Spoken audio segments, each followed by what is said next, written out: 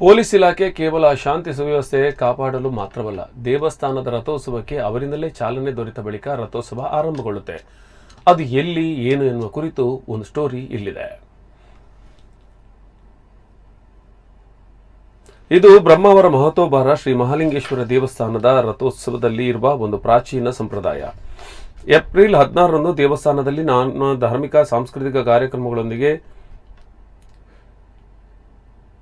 ಜರುಗಿ ರಥೋತ್ಸವದ ದಿನವಾದ ಶುಕ್ರವಾರ ಸಂಜೆ ದೇವಸ್ಥಾನದ ಆಡಳಿತಾಧಿಕಾರಿ ಮತ್ತು ಆಡಳಿತ ಮಂಡಳಿಯವರು, ಸದಸ್ಯರು, ಅರ್ಚಕರು ಸೇರಿದಂತೆ ದೇವಸ್ಥಾನ ಧಾರ್ಮಿಕ ಕಟ್ಟುಪಾಡುಗಳಾದ ಬಿರುದು ಬಾವಲಿ, ಚಾಮರ, ಕಟ್ಟೆಕೋಲು ಸಹಿತ ಬ್ಯಾಂಡ್ ವಾದ್ಯ ನಾದದೊಂದಿಗೆ ಮೆರವಣಿಗೆ ಮೂಲಕ ಬ್ರಹ್ಮಾವರ ಪೊಲೀಸ್ ಠಾಣೆಗೆ ಬರುತ್ತಾರೆ.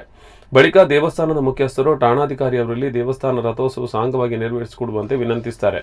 ಈ ಅವಧಿಯಲ್ಲಿ ಠಾಣೆ ವತಿಯಿಂದ ದೇವಸ್ಥಾನಕ್ಕೆ ಹೂವು, ಹಣ್ಣು, ಕಾಯಿಯನ್ನು ದೇವಸ್ಥಾನಕ್ಕೆ ಸಮರ್ಪಿಸುತ್ತಾರೆ ಮತ್ತು ಬಂದವರೆಲ್ಲರಿಗೂ ತಂಪು ಪಾನೀಯವಾಗಿ ಬೆಲ್ಲದ ಪಾನಕವನ್ನು ಠಾಣೆ ಸಿಬ್ಬಂದಿಗಳು ನೀಡುತ್ತಾರೆ.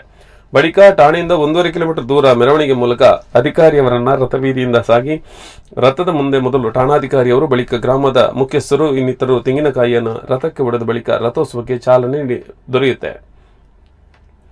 ಈ ಧಾರ್ಮಿಕ ಕಾರ್ಯಕ್ರಮಕ್ಕೆ ಸಾಕ್ಷಿಯಾದವರು ಬ್ರಹ್ಮಾವರ ಪೊಲೀಸ್ ಠಾಣಾಧಿಕಾರಿ ಗುರುನಾಥ್ ಬಿ ಹಾದಿಮನೆ ಈ ಗೌರವಕ್ಕೆ ಪಾತ್ರರಾಗಿದ್ದಾರೆ. 1935ರಿಂದ ಬ್ರಹ್ಮಾವರ ಪೊಲೀಸ್ ಠಾಣೆ ಆರಂಭಗೊಂಡ ಕುರಿತು ದಾಖಲಿದೆ. ಈ ತನಕ 35 ಮಂದಿ ಬ್ರಹ್ಮಾವರ ಪೊಲೀಸ್ ಠಾಣೆಯಲ್ಲಿ ಠಾಣಾಧಿಕಾರಿಗಳಾಗಿದ್ದಾಗ ಈ ಸಂಪ್ರದಾಯವನ್ನು ಮುನ್ನಡೆಸಿಕೊಂಡು ಬಂದಿದ್ದಾರೆ.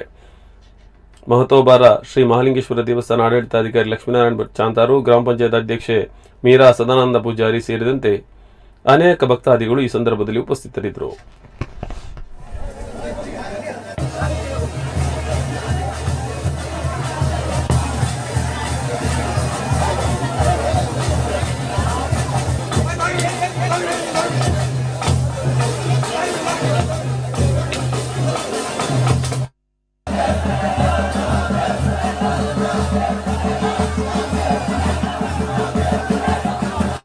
ಪೊಲೀಸರಂದರೆ ಕೇವಲ ಕಾನೂನು ಸುವ್ಯವಸ್ಥೆ ಕಾಪಾಡೋದು, ಬಂದೋಬಸ್ತ್ ಕರ್ತವ್ಯ ಮಾಡೋದು ಅಂತ ಎಲ್ಲರೂ ತಿಳ್ಕೊಂಡಿರ್ತಾರೆ. ಮತ್ತು ಇಂಥ ರಥೋತ್ಸವದಲ್ಲಿ ಪೊಲೀಸರ ಪಾತ್ರ ಏನಪ್ಪ ಅಂತಂದರೆ ಕೇವಲ ಬಂದೋಬಸ್ತ್ ಮಾಡೋದು, ಲೈನ್ ಮಾಡಿಸೋದು, ಗಾಡಿ ಪಾರ್ಕಿಂಗ್ ಮಾಡೋದು ಮಾತ್ರ ಅಷ್ಟು ಪಾತ್ರ ಸೀಮಿತ ಆಗಿರ್ತದೆ. ಆದರೆ ಈ ಬ್ರಹ್ಮಾವರದ ಮಹಾಲಿಂಗೇಶ್ವರ ದೇವಸ್ಥಾನ ರಥೋತ್ಸವದಲ್ಲಿ ಪೊಲೀಸರಿಗೆ ಪ್ರಮುಖವಾದ ಪಾತ್ರವನ್ನು ಕೊಟ್ಟಿದ್ದಾರೆ. ಆರಕ್ಷಕರು ಕೇವಲ ಕರ್ತವ್ಯ ಮಾಡೋದಲ್ಲದೆ ಅವರನ್ನು ಅಲ್ಲೊಂದು ಪ್ರಮುಖವಾದ ಒಂದು ಪಾತ್ರವನ್ನು ಸೃಷ್ಟಿ ಮಾಡಿ ಅವರು ನಮ್ಮನ್ನು ಮೆರವಣಿಗೆ ಮೂಲಕ ಕರ್ಕೊಂಡೋಗಿ ರಥೋತ್ಸವಕ್ಕೆ ಕಾಯ್ದಿರಿಸಿದ ನಂತರನೇ ರಥೋತ್ಸವ ಪ್ರಾರಂಭ ಆಗ್ತದೆ. ಅದು ಇಲ್ಲಿನ ವಿಶೇಷ ಆಗಿದೆ. ಹಾಗೂ ನಾನು ಈ ವರ್ಷ ರಥೋತ್ಸವದಲ್ಲಿ